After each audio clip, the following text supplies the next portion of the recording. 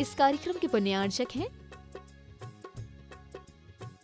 जयंती परिवार अलवर राजस्थान।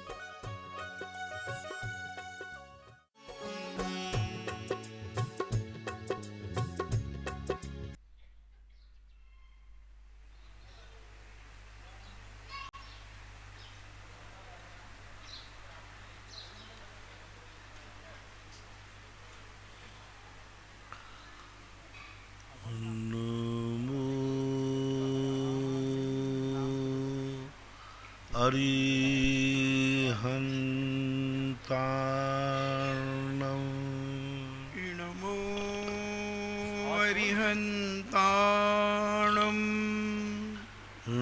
नमो सिद्धार्णं नमो सिद्धार्णं नमो आयर्याणं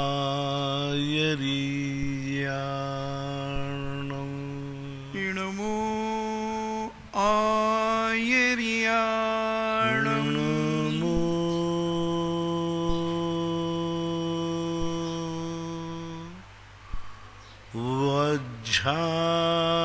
वज्झायाणं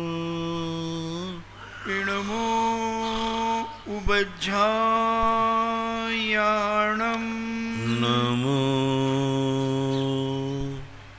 लोये सव शाहूणं नमो लोये सब्बे साहूणं। पंच परमेष्टि भगवान की जय। आचार्य श्री गुरुवर कुंद कुंद महाराज की जय। आचार्य श्री गुरुवर विद्यासागर महाराज की जय। परम पूजनीय निर्व्यापक श्रवण मुनि श्री सुधा सागर जी महाराज की जय। चुलक श्री गंभीर सागर जी महाराज की जय। सभी जिज्ञासु एवं श्रोतागण अपने अपने स्थान से पूज्य श्री को नमोस्तु करें। संजय मीना जैन अधावताल जबलपुर से पूछती हैं, नमोस्तु महाराज जी, सिद्धशिला जो 45 लाख योजन प्रमाण हैं, तो 45 लाख योजन प्रमाण के चारों तरफ क्या स्थान खाली है? चारों तरफ बात बला है, खाली स्थान है। जो आकाश के प्रदेश होते हैं वो खाली है। जैसे कि अपन कोई बीच में कटोरा देना तो हवा है, वायु है, जल अग्नि वायु सब पांचों स्थावर भरे पड़े हैं। ठोस जो पृथ्वी का रूप है वो मात्र 45 लाख योजन है और ये हवा के ऊपर आश्रित है, बात वलयों के ऊपर है। राजीव जैन शिवरावती अमरपाटन से पूछते हैं, मेरे आराध्य पूज्य गुरुवर को सत्सत नमन। अपने ज्ञान के क्षयोपशम को हम कैसे बढ़ाएं? ज्ञान का क्षयोपशम के लिए स्वाध्याय है, निरंतर अभ्यास है। करत करत अभ्यास के जड़मति होत सुजान, रस्सी आवत जावत है, शिल पर पड़त निशान। निरंतर किसी चीज का अध्ययन, स्वाध्याय, मनन, चिंतन, उसी के संबंध में सोचना, उसी के संबंध में सुनना, उसी के संबंध में बोलना, उसी के संबंध में देखना। जिस संबंध में हम ज्ञान प्राप्त करना चाहते हैं वह हमारे अंदर 24 घंटे के अंदर वही चीज़, जब भी कोई भी क्रिया करें हमारे लिए दृष्टि में वही होना चाहिए। और वही दृष्टि यदि हमारी बनी रही, हम सोच भी जितना सोचें उसी संबंध में सोचें जिसके संबंध में हम जानना चाहते हैं। यह मान के ना सोचें कि मैं पूरा सोच पा रहा हूँ या ना सोच पा रहा हूँ। यह मान के सोचें कि इस संबंध में हमें जितना सोच पाना है उतना सोचना है। मान लीजिए हम सोचना चाहते हैं कि नमोकार मंत्र क्या है, तो हम जब भी हमारे मन में विकल्प आए हम नमोकार मंत्र पे ही सोचें। जरूर नहीं कि हम पूरा सोच पाए, जितना सोचें उतना सोचें। हम जब कोई चर्चा करें तो नमोकार मंत्र पे ही चर्चा करें। कोई नमोकार मंत्र की चर्चा सुनाए तो हमें उसमें सुनने में रुचि हो। हम बोलें तो नमोकार मंत्र की महिमा बोलें। कोई भी वस्तु जब हमारे 24 घंटे निरंतर हर क्रिया में समझ आएगी, धीरे धीरे वो एक दिन इतना अच्छा स्वरूप सम बना लेगी कि हम कालांतर में भूल नहीं पाएंगे। हम क्या करते हैं कि किसी भी चीज़ के संबंध में हम सोचते हैं और नहीं सोच पाते हैं तो हम टेंशन में आते, बोर हो जाते, छोड़ो इस संबंध में हमारा कोई मतलब नहीं है, इस संबंध में हमें कोई सोचना नहीं है। नहीं, जितना आता है उसको तो कैश करो, उसको तो सुरक्षित करो। तो क्षयोपशम हमें किस संबंध में चाहिए? एक बालक जन्म से जन्मता है, उसको कुछ भी नहीं आता, लेकिन थोड़ा सा बड़ा होने के बाद उसको 24 घंटे क्लास में, स्कूल में, चर्चाओं में, सब में वही चीज़ उसके दिमाग में घूमती है। एक दिन वो उसका मास्टर बन जाता है, ज्ञानी बन जाता है। आज जो अपन को जितना ज्ञान है वह ज्ञान अपने पास था नहीं, अपन ने प्राप्त किया है। तो हमारी लगन और रुचि जिस क्षेत्र में है उस क्षेत्र में पीछे पड़ जाइए, आप नियम से एक दिन उसके पूर्ण ज्ञाता बन जाएंगे। राजेन टोंगिया शास्त्री नगर भीलवाड़ा से पूछते हैं, नमोस्तु महाराज जी, भगवान की दिव्य ध्वनि ओंकार रूप होती है, इसमें अक्षर नहीं होते, फिर क्यों कहा जाता है कि 18 महाभाषाएं और 700 लघु भाषाएं होती हैं? हम इसे कैसे समझें? भगवान की भाषा ओंकार रूप भी नहीं होती। अपन को ऐसा लगता है अक्षर तो उसमें होते ही नहीं। उनकी जो भाषा है वह अक्षर रूप नहीं होती, लेकिन हमारे कानों में आकर के अक्षर रूप हो जाती है। ये दिव्य ध्वनि का अतिशय है। भगवान के मुख से जब निकलती है तो अक्षर नहीं होते, लेकिन जब ऐसे ही अक्षर बन जाते हैं, जैसे एक घंटा है, एक अपन ने डंडा लिया, घंटा, इसमें घंटा मारा तो घंटे में डंडा टा और ना की ध्वनि निकली, टन टन टन टन। तो अब जो टा और ना की ध्वनि हुई है, ये ध्वनि घंटे की है या हथौड़े की है या हथौड़े और गल के हथौड़े और घंटे के टकरा होने के बाद की है। घंटे से तो निकली नहीं अपने आप, हथौड़े से भी नहीं निकली। दोनों टकराहट के बाद जो टा और ना की उत्पत्ति हुई, हमारे कान में आया टा और ना, उस घंटे ने ना तो टा बोला है और ना बोला है। वो तो अचेतन है, वो तो जड़ है, वो शब्दों का निर्माण कर नहीं सकता। अब घंटे की जो ध्वनि है ये अनक्षरी है, बहुत अच्छा उदाहरण है, अनक्षरी है। घंटे ने कोई अक्षर नहीं बोला, क्योंकि टा की जो उत्पत्ति होती है वो जिह्वा से और टा टा, तो अपनी जो जिह्वा है वह तालू को लगती है, ना है टाना।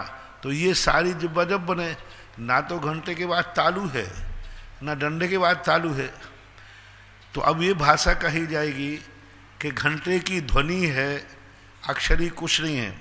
लेकिन जब कान से पूछा कि तुम्हें क्या सुनाई पड़ा, तो क्या कहेगा, मुझे तो टा और ना टन सुनाई पड़ा।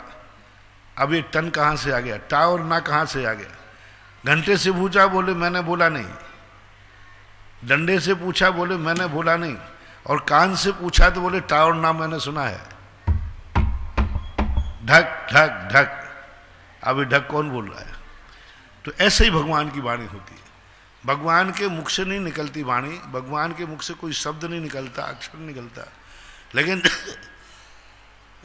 जब अपने कानों में आता है तो कानों में हमारे अक्षर सुनाई पड़ते हैं। अब कौन किस भाषा को जानने वाला है, उस भाषा का उस प्रकार का अर्थ वो निकाल लेगा, अपने आप में अलग अलग। इन भाषाओं का वर्णन करने वाले कौन से आगम ग्रंथ में देखें?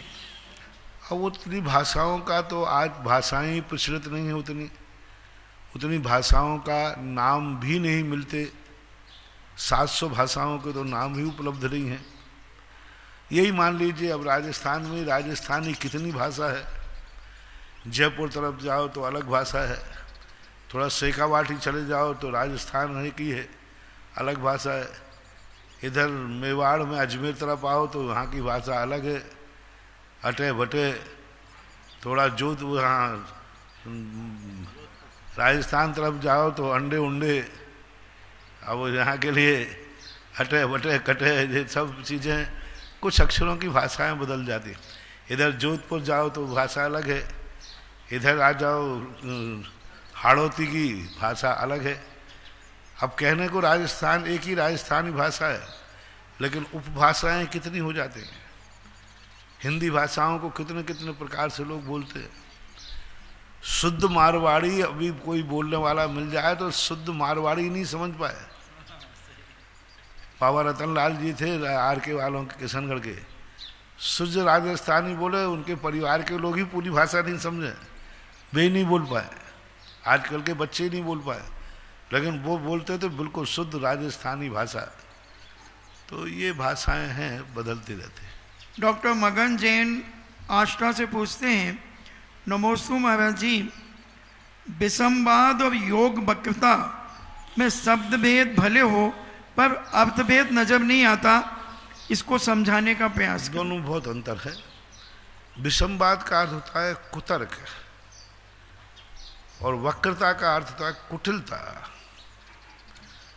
जैसे मैंने कल कहा था, विसंवाद में किसी ने कहा 1,00,000 योजन मेरू है, तो अब वो साधर्म से कहता आपके क्या पास सबूत है कि वो 1,00,000 का है? उसने कहा साहब आगम में लिखा है। बोले क्या सबूत है कि आगम में सही लिखा है?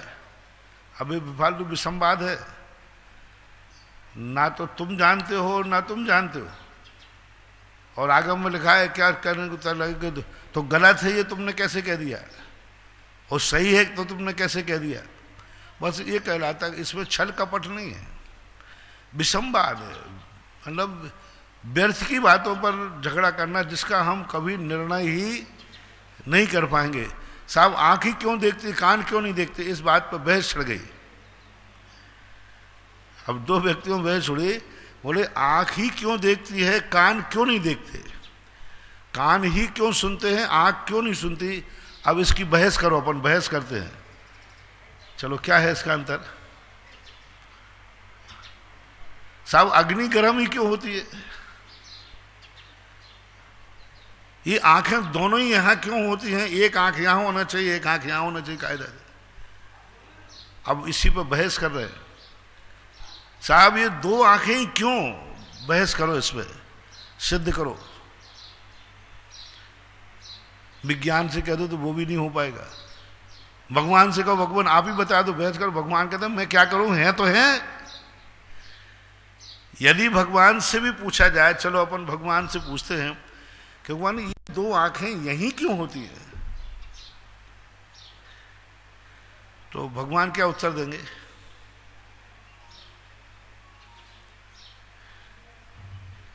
मुझे तो नहीं समझ में आता भगवान के पास कोई उत्तर होगा ऐसा। वो कहे कि अनादिकाल से होती आई हैं तो हैं, अब इसके लिए मैं क्या करूं कि यहीं क्यों होती है, यहीं आंखें धोई और सबकी आंखें यहीं होती तो, और आंखें ही देखती हैं। तो भगवान कहे भैया आंखें ही देखती आई हैं, देखती रहेंगी, आंखें ही क्यों देखती हैं, ऐसा इसका कोई जवाब ही नहीं। अग्नि गर्म क्यों होती है, पेड़ से फल गिरता है नीचे क्यों गिरता है, अरे भाई अनादिकाल से गिरता है, अब गुरुत्वाकर्षण नीचे ही होता है। तो अब ये कहलाता है विसंवाद। स्वभाव में कोई तर्क नहीं चलता, फिर भी विसंवाद है, इसमें छल कपट नहीं है। और छल कपट में वो छुपाता है नहीं। शास्त्र में 1,40,000 योजन नहीं लिखा है, 1,90,000 लिखा है, 90,000 लिखा, यानी कोई बात को छुपा रहा है जानता हुआ। तो छल कपट में और विसंवाद में बहुत जमीन आसमान का अंतर मानना चाहिए। विजय जैन मुंबई से पूछते हैं, मुनिश्री बारंबार नमोस्तु महाराज जी, क्या मनुष्य के अलावा सब पशु पक्षी व अन्य जीवों को अगले भाव में उच्च गोद प्राप्त हो सकता है, उच्च योनि प्राप्त हो सकती है क्या? हो सकती है, कोई बाधा नहीं। बाधा करने में, प्राप्त करने होगा ऐसा नियम नहीं है, लेकिन प्राप्त करने में कोई बाधा नहीं है, उच्च गोद हो सकता है। राजीव जैन विद्यार्थी अमर पाटन। मेरे आराध्य पूज्य गुरुवर को सत्संग नमन। निगोज से जीव के निकलने की क्या प्रक्रिया है? निगोज से निकलने की जीव की क्या प्रक्रिया है और किस संयोग से वह कैसा पुरुषार्थ करके निकलता है? वहाँ उनके कर्मों की मंदता होती है। उनके कर्म भी असंख्यात लोक प्रमाण परिणाम होते हैं।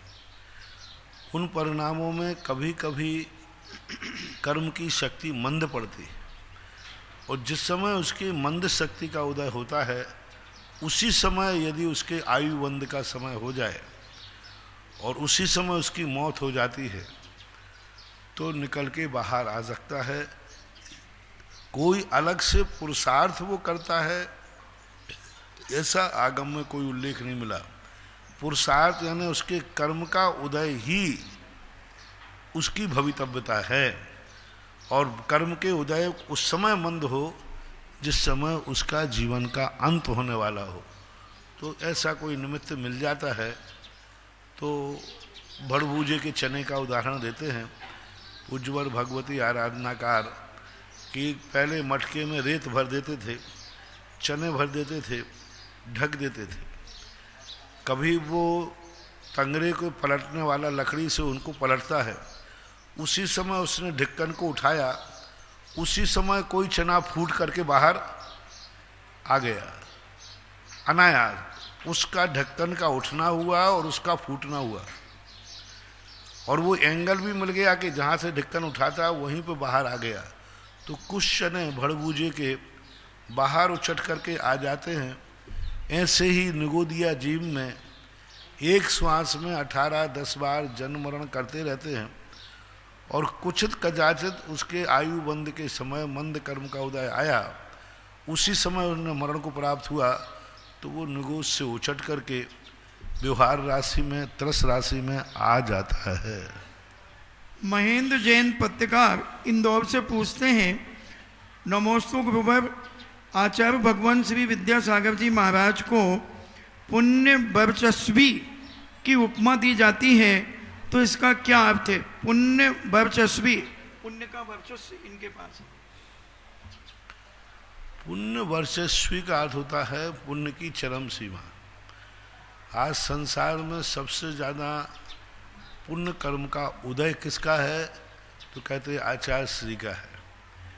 कीर्ति मिले न विद्यासागर के बिना, एक भजन गाते ना आप लोग, कीर्ति मिले न विद्यासागर के बिना।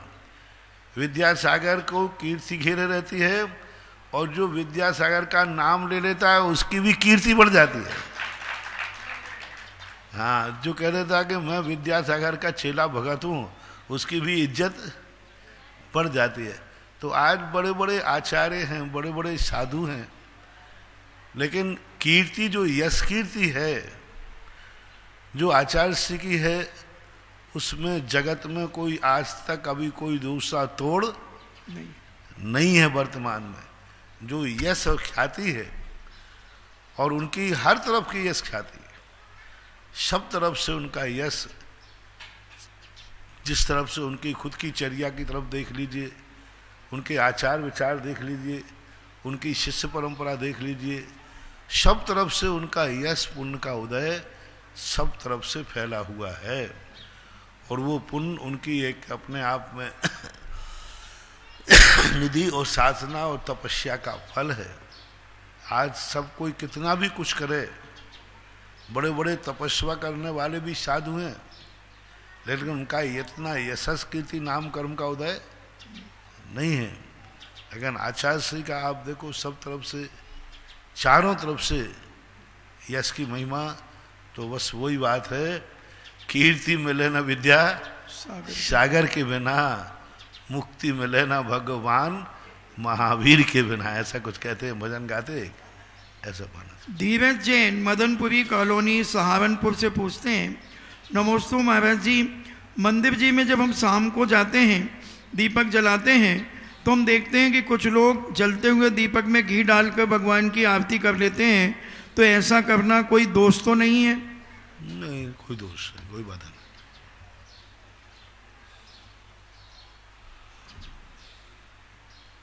श्रीमती प्रियंका जैन इंदौर से पूछती हैं, नमोस्तु महाराज जी,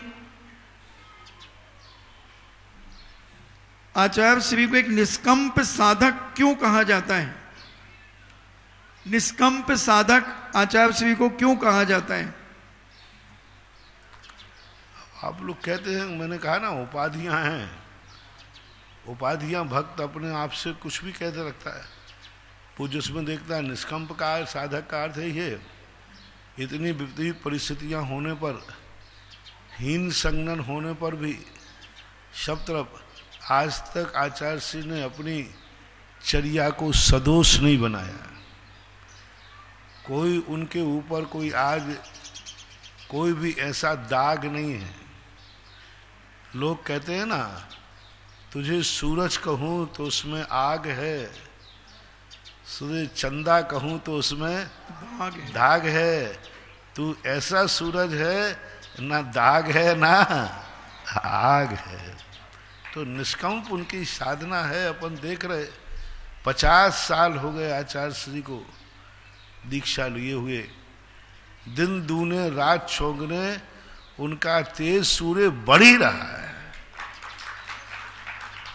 राजस्थान वालों ने देखा खूब, राजस्थान से एक छोटे से महाराज के रूप में दीक्षित हुए थे, एक बहुत छोटे से महाराज। उस समय बताते हैं कि आचार्य श्री पहले दीक्षार्थी थे जिनकी इतनी छोटी उम्र में दीक्षा हुई थी, पहले दीक्षार्थी थे। यानी बाल ब्रह्मचारी ने इतनी छोटी उम्र में दीक्षा ली थी, तो पहली दीक्षा थी। बाल ब्रह्मचारी तो और भी हुए, शांति सागर महाराज भी, पूज्यवर वीर सागर, पूज्यवर शिव सागर महाराज, पूज्यवर धर्म सागर महाराज आदि आदि सब बाल ब्रह्मचारी ही थे।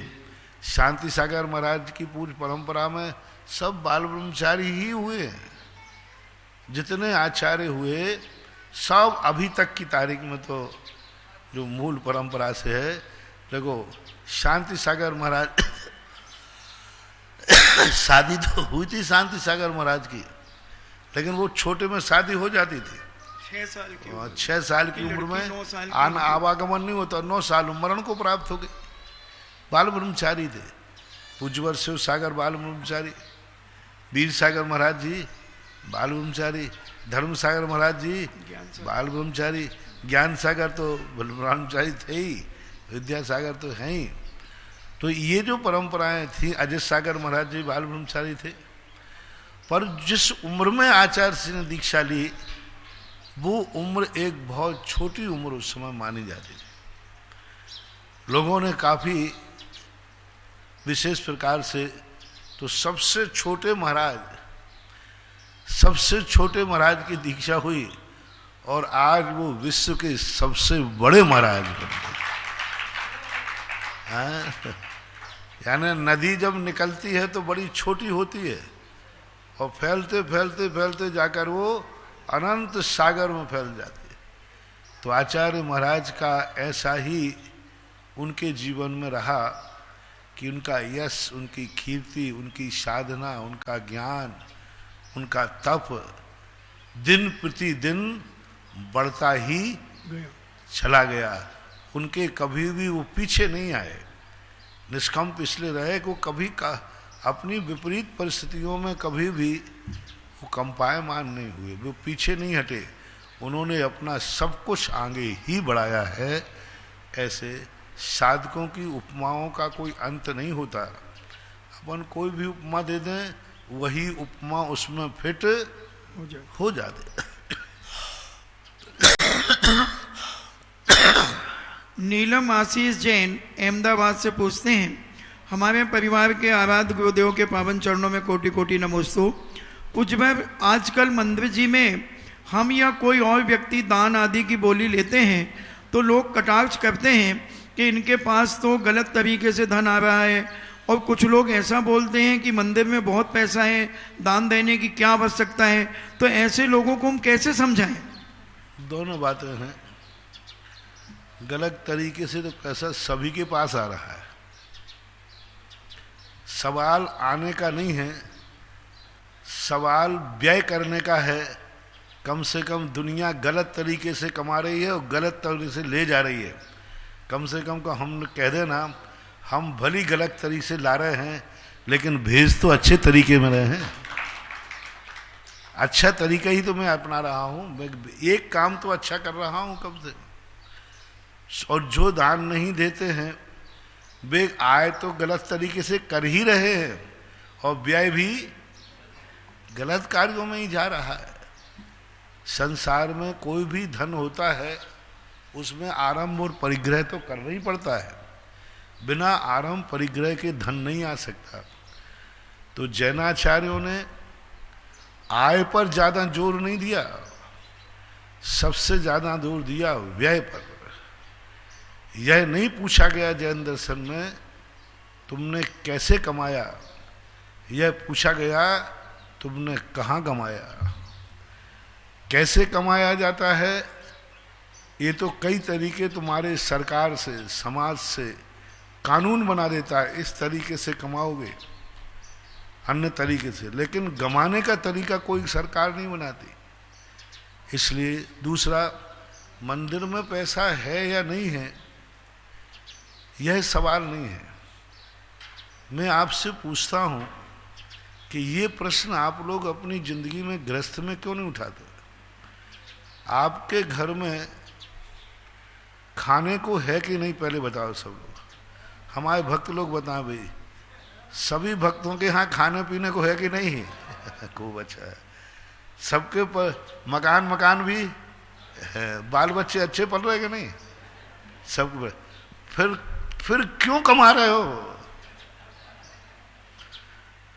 क्यों कमा रहे हो।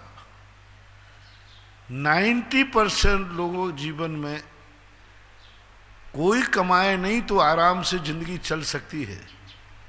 फिर भी नीति क्या कहती है कि यदि कमाने का मौका मिले तो कमाना छोड़ो मत, क्योंकि कमाने का तरीका सीमित हो सकता है। गमाने में तो क्या लगना है। एक रात में कमाया नहीं जा सकता, लेकिन एक रात में गमाया जा सकता है। पांडवों ने इतने दिनों में इंद्रप्रस्थ बनाया और एक रात में क्या हो गया, सब लगा। इसलिए कहा जाता है कमाने का मौका मिले तो चूकना नहीं चाहिए। ये नहीं सोचना चाहिए, बनिया कभी ये नहीं सोचता है अब कमा के मैं क्या करूंगा। वो कहता है कमाने का मौका मिल रहा है कमाओ, तो करोगे क्या। वो करने के लिए कोई ज्यादा सोचने की, जिस दिन एक ही दिन सोच लूंगा, यदि किसी दिन दिमाग बिगड़ गया तो जुआ पर लगा दूंगा। और महाराज जैसे गुरुजी मिल गए तो चौलेश्वर में लगा दूंगा। करना ही एक दिन में, लगाने में देर क्या लगे। यदि अच्छा निमित्त मिल गया तो एक दिन में ही ऐसा काम कर दूंगा कि अमर हो जाऊंगा, और कोई बुरा निमित्त मिल गया तो एक दिन में ही सब स्वाहा कर दूंगा। इसलिए दान देते समय क्षेत्रों पर है, हमें इससे क्या लेना देना है। हमारा काम है, भाव हुआ है कि भगवान पर सोने का छत्र होना है, बात खत्म हो गई। भगवान की बेदी पे काम होना है तो होना है, बस बात खत्म हो गई। मुझे इतना दान देना है सो देना है। मंदिर में पैसा होता है, कहीं गड़बड़ नहीं होता। 99 पैसा जो है, जो मंदिर होते हैं किसी एक व्यक्ति के कब्जे में नहीं होते मंदिर। 99 पैसे का सदुपयोग ही होता है, क्योंकि वहां एक व्यक्ति नहीं होता, कमेटियां होती। अब एकाध कोई अपवाद होना अलग चीज है। देखो वो तो संसार है। जिस दुकान पर तुम बैठते हो तुम्हारे आंखों के सामने ही मुनीम इधर उधर कर लेता है। तुम्हारे दुकान पे बैठे तुम्हारा मुनीम, तुम्हारा खुद का बेटा, और तो और तुम्हारे जेब में से ही तुम्हारे घर के लोग पैसा पार कर देते हैं। तो ये संसार में चलता रहता है। अपना काम सामान्य रूप से व्यवस्था देखो। है, जहाँ मन कर रहा है, जहाँ जरूरत है वहाँ देना चाहिए और करना चाहिए। इन दुनिया की बातों में मत आओ। यदि तुम कहते हो कि दुनिया की बातों में आकर के, मान लो उसने कह दिया कि तुमने पैसा गलत तरीके से कमाया और गलत तरीके से दान दे रहे हो, ठीक, आपने कहा हाँ भाई बात सही कह रहा। अब मैं तुम्हारा कोई हूँ और तुमसे कहूँ कि आज से गलत तरीके से पैसा कमाना बंद कर दो, हमारा उसके बिना कमाई हो ही नहीं सकती। तो ऐसी बात नहीं है, सब संसार है, चलता रहा है, चलता रहने दो। अपने अपन को काम अपना करना है, दुनिया दुनिया अपना काम करती रहती है। राकेश कुमार जैन उदयपुर से पूछते हैं, नमोस्तु महाराज जी, हमारे मंदिर में अष्ट धातु की भगवान की मूर्ति है। अभिषेक करते समय उसमें जल रुक जाता है, तो जल निकालने के लिए भगवान को झुकाना पड़ता है, तो उसमें कोई दोष तो नहीं लगता? नहीं, सावधानी से थोड़ा बहुत झुकाना, इतना भी मत झुकाओ कि बिल्कुल भगवान को तुम यूं उल्टा करके यूं यूं हिलाते रह जाओ। एक सम्मान के साथ, सभ्यता के साथ, देखने में अच्छा ना लगे ऐसा नहीं करना, देखने में भी सभ्यता रहे, थोड़ा बहुत टेढ़ा कर लिया आराम से पहुँच लिया। देशनोदय 30 क्षेत्र 44 पर विराजमान जिज्ञासा समाधान प्रतिपादक निर्यापक शमन मुनि पुंगव श्री सुधासागर जी महाराज के चरणों में जिनवाणी व सुधा कलश के दर्शकों द्वारा बारंबार नमोस्तु नमोस्तु नमोस्तु।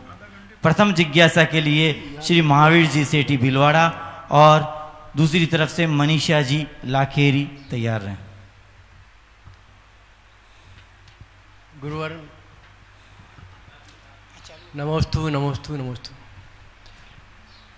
गुरुवर उत्तर पुराण में पढ़ने में आया कि प्रत्येक मतलब जो तीर्थंकर के आयु कर्म बताया गया था, तो इतनी आयु के बाद निर्वाण हुआ और उसके बाद इतने साल बाद दूसरे तीर्थंकर का जन्मोत्सव हुआ। तो मतलब फिर बीच में ये लाइन और थी कि ये आयु भी उसी में माननी चाहिए, उसी के लगातार माननी चाहिए। तो ऐसा कैसे उसी में आना चाहिए? मतलब निर्वाण की आयु से ही उनकी आयु मानी जाए। शासन काल की बात होती है, जब भगवान का निर्माण हो जाता है, जब तक दूसरे तीर्थंकर को केवल ज्ञान नहीं होता है तब तक इन्हीं का शासन काल माना जाता है। केवल ज्ञान से केवल ज्ञान तक का शासन काल माना जाता है। जैसे पारसनाथ भगवान हैं, तो पारसनाथ को केवल ज्ञान हुआ, उनका शासन काल चालू हो गया। अब जब तक महावीर स्वामी को केवल ज्ञान नहीं हुआ तब तक उनका शासन काल माना जाएगा धार्मिक दृष्टि से। जन्म की दृष्टि से जन्म का ले लेना चाहिए, उनका जन्म होते ही दूसरे का जन्म का काल खत्म हो जाता है। तो ये शासन काल की अपेक्षा से उनका है, राज्यकाल की अपेक्षा से राज्य की व्यवस्था के अनुसार बनता है। तो धार्मिक दृष्टि से जो शासन काल कहलाता है, जैसे अभी अपना शासन काल महावीर स्वामी का चल रहा है, महावीर स्वामी नहीं है अभी, तो अभी उनका शासन काल है। जब तक महापद्म नाम के तीर्थंकर को केवल ज्ञान नहीं होगा तब तक भगवान महावीर स्वामी ही वर्तमान शासन नायक माने जाएंगे। यानी जिनके उपदेशों को लेकर के जब तक दूसरे तीर्थंकर का उपदेश नहीं होता है तब तक पूर्व तीर्थंकर का काल मानना चाहिए, ऐसा माना गया। नमस्ते गुरु। मनीषा जी लाखेरी और इनके पश्चात चंद्र प्रकाश जी गोदा बाबूदार तैयार हैं। इस युग के साक्षात तीर्थंकर अनंत भगवान को बारंबार मेरा नमोस्तु नमोस्तु नमोस्तु इच्छा में महाराज श्री, मैंने आपसे 1008 शांतिनाथ मंडल विधान का नियम लिया था, पर उसमें मैं पर डे नहीं कर पाती, और दूसरा उसमें थाली केसर से मतलब विधान करके हूँ, थाली में लिखती हूँ और फिर वो घर पे लाके मांजती हूँ, तो उसमें जो घुल जाती है उसमें क्या दोष लगेगा गुरु? 1008 शांति विधान का नियम लिया था, तो थाली में जो मारना बनाते हैं घर के आकर उसको साफ कर लेते हैं, तो कोई बात नहीं, कर सकते हो अपनी व्यवस्था। नमोस्तु गुरु, नमोस्तु नमोस्तु। चंद्र प्रकाश जी गोदा बाबूदार और इनके पश्चात पायल जी सेठी इंदौर तैयार हैं। नमोस्तु महाराज जी, नमोस्तु नमोस्तु महाराज जी। ज्ञानोदय, तपोदय और शूद्रदय आदि क्षेत्र आपके आशीर्वाद से अधिक ऊंचाइयों पर छू रहे हैं। तो देशनोदय तीर्थ क्षेत्र तीर्थ क्षेत्र कमेटी आपके चरणों में बैठकर कैसे इस क्षेत्र को ऊंचाई पर पहुंचा सके? सभी तीर्थ क्षेत्रों को विकसित करने में लगभग तुम गिना नहीं पाओगे, शायद गिनती कितने हैं मैं भी नहीं गिन पाऊंगा।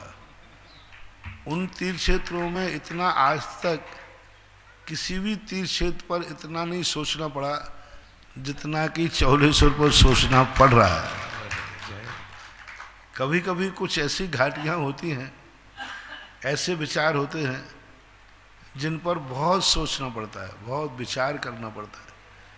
अभी तक मैं हर तीर्थ क्षेत्र पर यूं किसी भी क्षेत्र का विकास करना मेरे लिए दाएं हाथ का नहीं, तुम लोग क्या कहते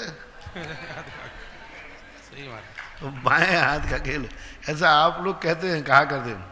तो मैं भी यही सोचता था, किसी भी क्षेत्र का विकास करना यूं मेरे लिए तो बाएं हाथ का खेल है, लेकिन चौलेश्वर के लिए मुझे अभी ऐसा लग रहा है कि जैसे बाएं नहीं दोनों ही हाथ लगाने पर भी लगाने की सोच रहा हूं। होते हैं कई बार ऐसी परिस्थितियां, क्योंकि यहाँ की भौगोलिक जो स्थितियां हैं वो इतनी प्रतिकूल हैं कि उनको बदलना बहुत कठिन है। एक परिस्थितियां होती हैं सामान्य, जिनको बदलने में कोई ज़्यादा टाइम नहीं लगता, लेकिन जब भौगोलिक परिस्थितियां सामने आ खड़ी होती हैं और उन भौगोलिक परिस्थितियों की अनुकूलता को बनाने में बहुत को अपन को सोचना पड़ता है। विचार चल रहा है, देखो कुछ भूगोल है और भूगोल तो गोल होती है, और गोल जहाँ होता है वहाँ कहीं ना कहीं ऐसा गोलमाल रास्ता होता है जिससे निकल करके व्यक्ति फतेह पा लेता है।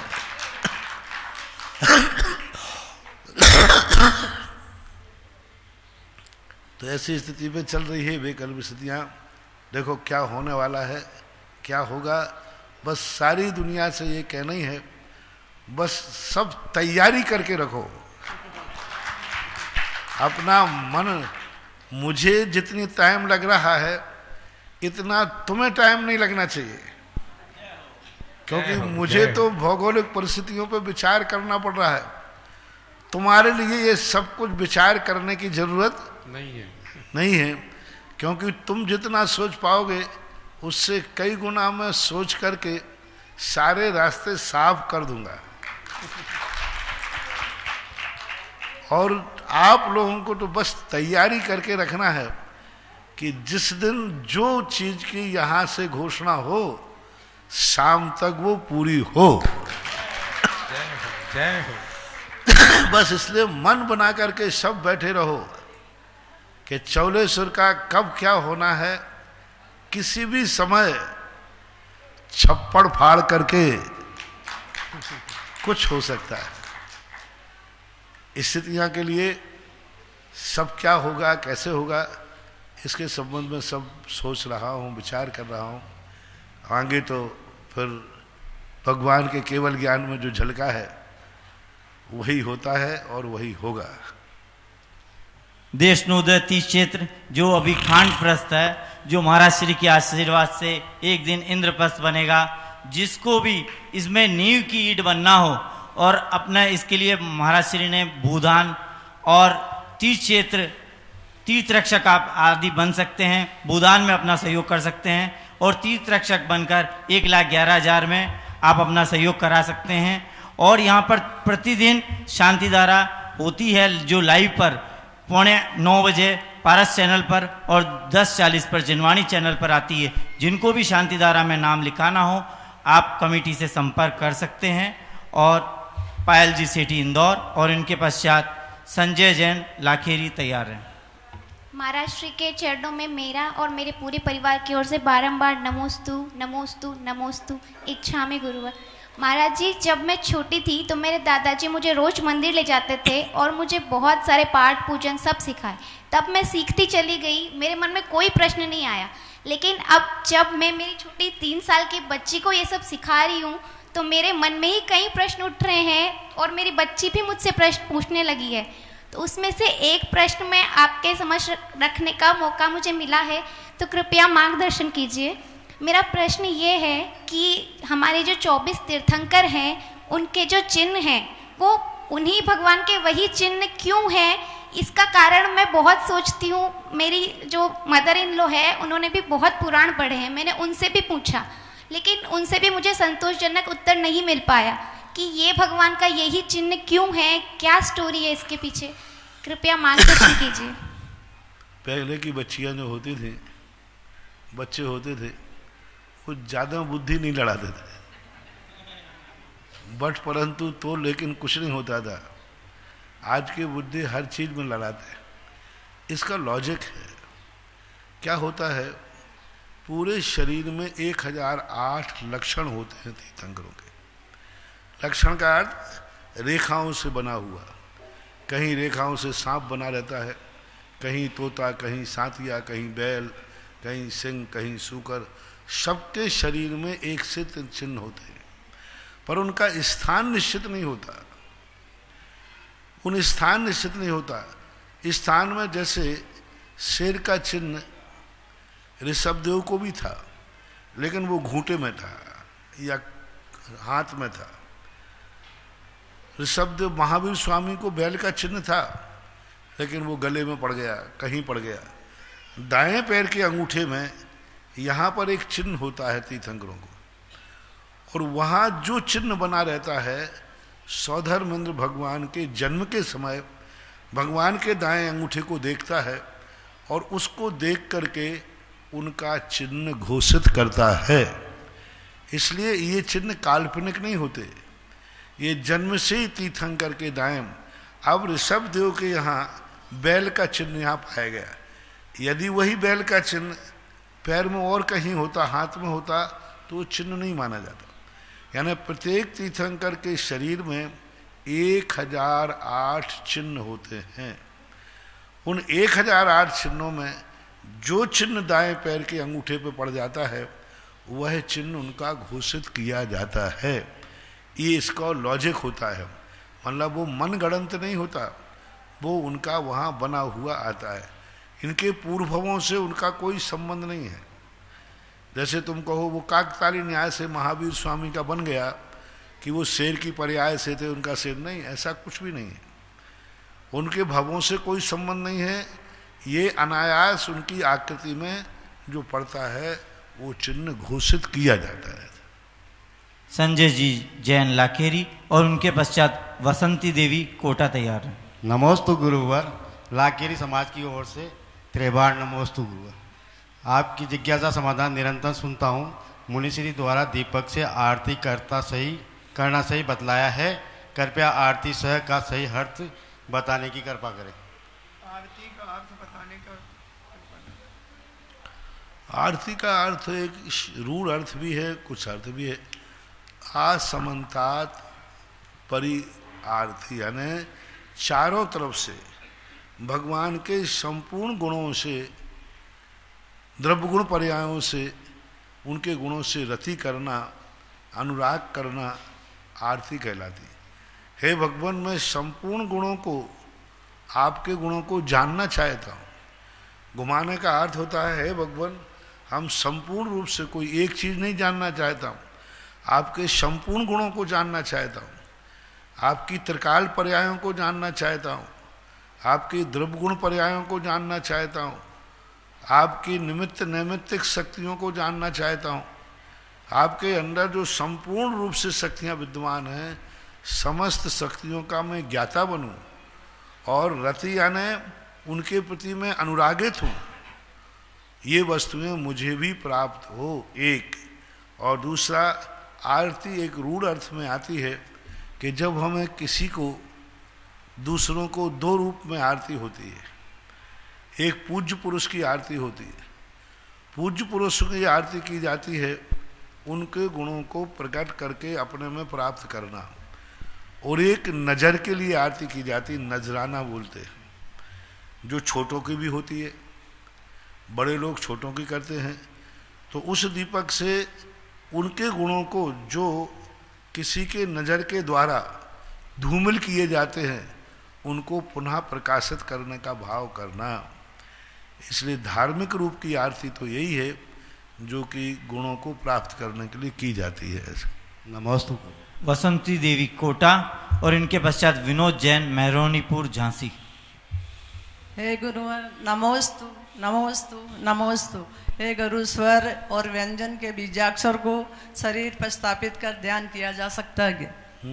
शरीर स्वर और व्यंजन के बीजाक्षर को शरीर पर स्थापित कर ध्यान किया जा सकता है। उनको शरीर में धारण करके ध्यान किया जा सकता है। आप स्त्री पर्याय में तो ये संभव नहीं है, क्योंकि उस प्रकार के जो व्यंजनों और स्वरों को स्थापित किया जाता है यह पुरुषों के लिए ही विशेष रूप से, क्योंकि स्वर और व्यंजन धारण करने के लिए दिगंबरत्व रूप धारण करना पड़ता है मन से, और वह को धारण करने के लिए पुरुषों के लिए ही ध्यान रूप से बताया। स्वर और व्यंजनों का आप लोग जाप कर सकते हैं मंत्र, लेकिन शरीर में स्थापित करके स्थापना करने का उल्लेख स्त्री पर्याय के लिए नहीं किया गया। नमस्ते। विनोद जी जैन मेहरोनीपुर झांसी और इनके पश्चात सीमा जैन नसीराबाद तैयार है।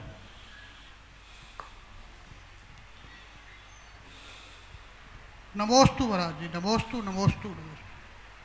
महाराज जी, मैं मऊ रानीपुर जिला झांसी से आया हूँ आप दर्शन करने के लिए। मैं एक शंका समाधान चाहता हूँ कि परिवार में कोई व्यक्ति यदि देह गमन को प्राप्त हो जाता है तो उसके शरीर को कितने समय के बाद उसकी अग्नि में संस्कार करना चाहिए?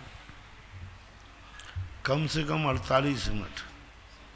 48 मिनट के बाद जितने जल्दी हो सके उतने जल्दी करना चाहिए।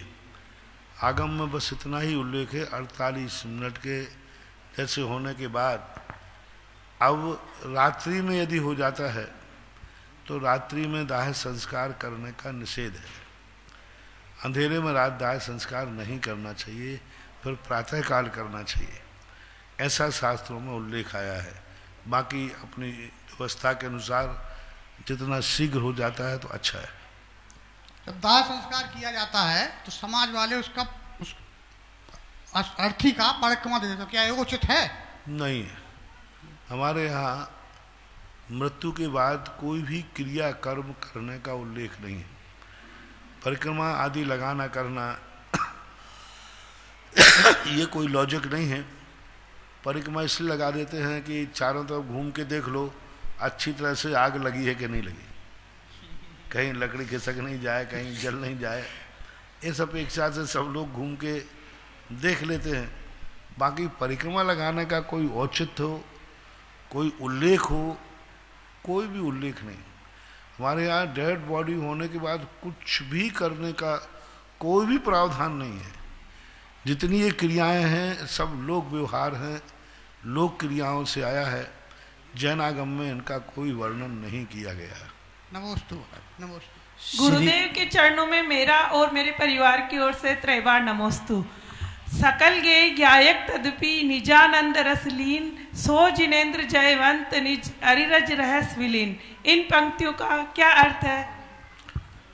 सकल गे गायक तदपि, संपूर्ण जितने गेय हैं तीन लोक में उन समस्त गेयों के आप गायक हैं। गायक तदपि, जानते हुए भी निजानंद रसलीन।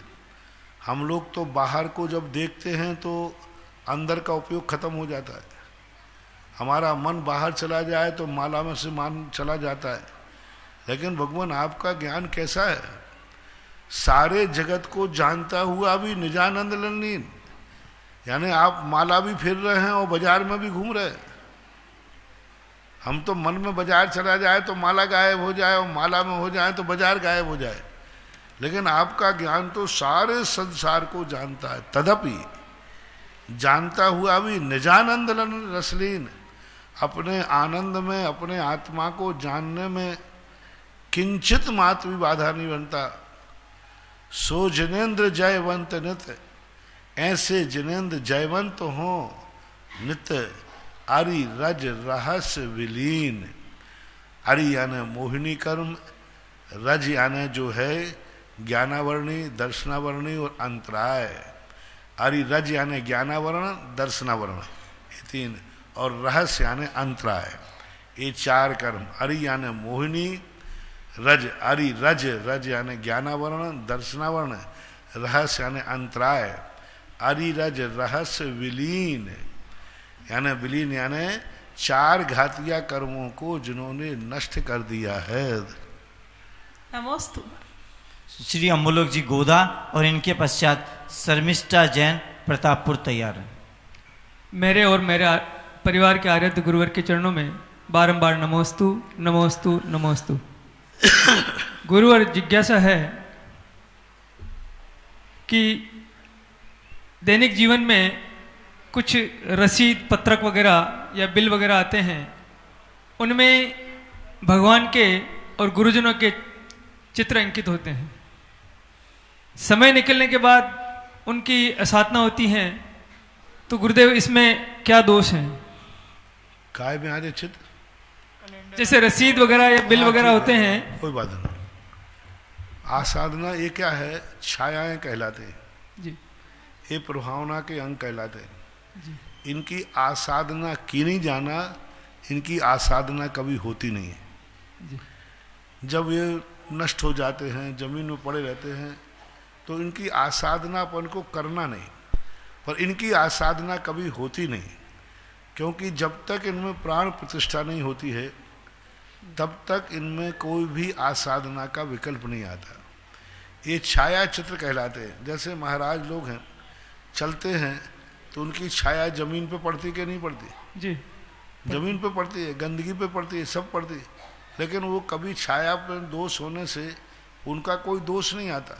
वे स्वयं गंदगी जमीन पे नहीं बैठेंगे। ऐसे ये छाया चित्र कहलाते हैं। इन छाया चित्रों में मूल स्वरूप नहीं होता। मूल प्राणों की स्थापना न होने से अपना कोई दोष नहीं है। चलाकर आसाधना करना नहीं और उनकी आसाधना कभी होती नहीं, ऐसा मानना चाहिए। नमस्ते। शर्मिष्ठा जैन प्रतापपुर, इनके पश्चात छोटू जी पाटनी विजयनगर। आचार्य श्री के चरणों में मैं प्रतापपुर से शर्मिष्ठा जैन विद परिवार गुरुवर के चरणों में शत नमन करती हूँ। आपके चरणों में मेरे परिवार से शत नमन करती हूँ। गुरुवर, मेरे मन में एक जिज्ञासा है, जैसे वर्तमान काल के तीर्थंकरों की पहचान चिन्हों से होती है, तो भविष्य काल के तीर्थंकरों की पहचान, जैसे अभी उनका जन्माभिषेक होने के बाद चिन्हों का पता चलता है, तो भविष्य काल के तीर्थंकरों को भी वैसे ही पता चलता है, उनकी पहचान क्या है? भगवान केवल ज्ञान जो महावीर स्वामी है वो त्रिकालदर्शी थे। भविष्य की सारी बातें एक सामान्य निमित्त ज्ञानी भविष्य बता देता है कि कल ये होने वाला है और होता है। एक विज्ञान अनुमान लगा करके बता देता है कि फलाना इतने दिन बाद यहाँ पर ये चीज़ हो गई। तो इसी प्रकार से केवल ज्ञानी अपने ज्ञान से भावी तीर्थंकरों की परिणति को जान के बता देते हैं।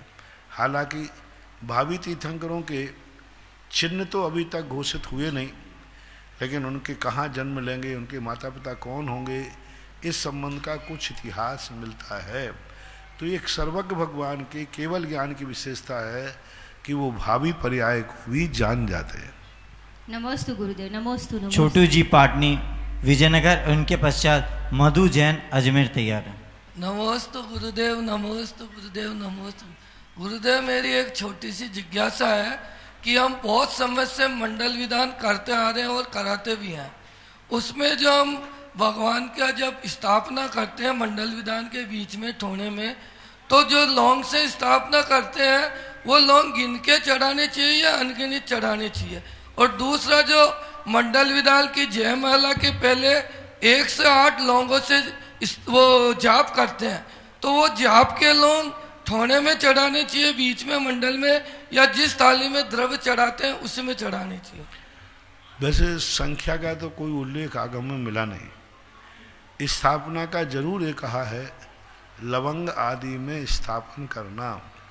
तो ये स्थापना के लौंग हैं, 1 2 से इसका कोई फर्क नहीं पड़ने वाला। लेकिन सामान्य से अपन एक देव की स्थापना कर रहे तो एक लौंग चढ़ा देते हैं, तो ऐसा गिनती का तो कोई उल्लेख है नहीं। लेकिन स्थापना करना जरूर चाहिए, क्योंकि बिना स्थापना के पूजा नहीं होती है। इसलिए संख्या का कोई विकल्प नहीं है, लेकिन स्थापना होना चाहिए। जो स्थापना जो आप पूजा के लिए करते हैं, वो स्थापना तो एक जाप के लिए करते हैं। उसके लिए भी आप अपने ठोने में, थाली में कहीं भी स्थापना कर लें, अलग से कोई शास्त्रों में ऐसा कोई उल्लेख नहीं पाया गया। इसलिए तुम्हारी व्यवस्थाएं हैं। बस इतना है कि स्थापना के लोगों की आस्था तो लेना चाहिए, लेकिन उनको अपने निजी किसी घर आदि में प्रयोग नहीं करना चाहिए। कई लोग स्थापना के लोग ले जाते हैं, घर ले जाते हैं, ये करते हैं, वो करते हैं, नहीं करना चाहिए। उनको वहीं विसर्जित करना चाहिए। श्रीमती मधु जैन अजमेर, उनके पश्चात सुलेखा जी जैन मेहरोनीपुर झांसी। मेरे गुरुवर को शत नमन, शत नमन, शत नमन। गुरुदेव, कोई व्यक्ति इतना ज्ञानी कैसा हो जाता है कि उसको केवल ज्ञान की प्राप्ति अंतर्मुहूर्त में हो जाती है? इसी से अंदाज लगा लें कि कल व्यक्ति था जो अनार का पढ़ नहीं सकता था, और आज इतना ज्ञानी हो गया कि पूरी किताब पढ़ लेता है। इतना एक ज्ञानी कहाँ से हो गया? जब इतना ज्ञानी हो सकता है तो उतना ज्ञानी भी हो सकता है। जब अपन कुछ भी नहीं जानते थे, एक अक्षर भी, और आज फटाफट किताबें पढ़ लेते हैं, तो ये ज्ञान का क्षयोग सम होता है। तपस्या से होता है गुरुवर या ध्यान से, तपस्या से। ध्यान और तपस्या के माध्यम से जो इसके ऊपर कर्म का आवरण पड़ा रहता है, उस कर्म के आवरण को जितना अपन जलाते जाते हैं उतना बढ़ता है।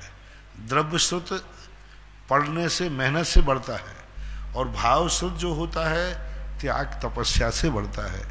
तो केवल ज्ञान प्राप्त होने में कोई बाधा नहीं है, क्योंकि वो कर्मों का क्षय कर लेते हैं।